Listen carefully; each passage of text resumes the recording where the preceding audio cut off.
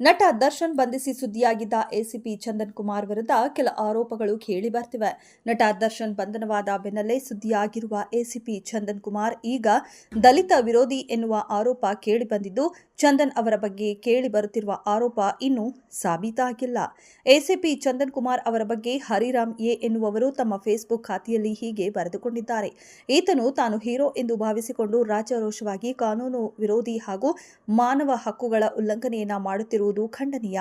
ಇತ್ತೀಚೆಗೆ ಡಾಕ್ಟರ್ ಬಾಬು ಜಗಜೀವನ್ ರಾಮ್ ಭವನದ ಉದ್ಘಾಟನಾ ಕಾರ್ಯಕ್ರಮದಲ್ಲಿ ಭಾಗವಹಿಸಿದ ದಲಿತ ಹೋರಾಟಗಾರರ ಪಿಟಿಸಿಎಲ್ ಮಂಜೂರ್ ಅವರು ಮಾನ್ಯ ಮುಖ್ಯಮಂತ್ರಿ ಸಿದ್ದರಾಮಯ್ಯರವರನ್ನ ಭೇಟಿ ಮಾಡಿ ಪಿಟಿಸಿಎಲ್ ಕಾಯ್ದೆಗೆ ಸಂಬಂಧಿಸಿದ ಸಮಸ್ಯೆಗಳನ್ನು ಹೇಳುತ್ತಿರಲು ಏಕಾಏಕಿ ಪೊಲೀಸರು ಮಂಜು ಮತ್ತು ಇತರರನ್ನ ಪೊಲೀಸ್ ಠಾಣೆಗೆ ಕರೆದುಕೊಂಡು ಹೋಗಿ ಬಹಳ ಅಮಾನವೀಯವಾಗಿ ನಡೆದುಕೊಂಡಿದ್ದು, ನಂತರ ಠಾಣೆಗೆ ಬಂದ ಎಸಿಪಿ ಚಂದನ್ ಅಲ್ಲಿದ್ದ ದಲಿತ ಹೋರಾಟಗಾರರು ಹಾಗೂ ವಕೀಲರಾದ ವೇಣು ಅವರನ್ನ ಏಕವಚನದಲ್ಲಿ ಬೈದು ಧಮಕಿ ಹಾಕಿ ನಂತರ ಎಫ್ಐಆರ್ ದಾಖಲಿಸಿದ್ದಾರೆ. ಮುಖ್ಯಮಂತ್ರಿ ಅವರನ್ನ ಭೇಟಿ ಮಾಡಿ ನಮ್ಮ ಸಮಸ್ಯೆಯನ್ನ ಹೇಳುವುದು ಈತನಿಗೆ ಅಪರಾಧವಂತೆ. ಅಂದಹಾಗೆ ಕೆಲವು ಮಾಧ್ಯಮಗಳು ಕೂಡ ಕೆಲವು ಪೊಲೀಸ್ ಅಧಿಕಾರಿಗಳನ್ನ ರಿಯಲ್ ಸಿಂಗಂ ಮಂಗಂ ಅಂತ ಅನ್ನೋ ರೀತಿ ಸುದ್ದಿಗಳನ್ನು ಪ್ರಸಾರ ಮಾಡುತ್ತಿರುವುದಕ್ಕೆ ಸಾರ್ವಜನಿಕರ ವಿರುದ್ಧ ಕಿಡಿಕಾರುತ್ತಿದ್ದಾರೆ.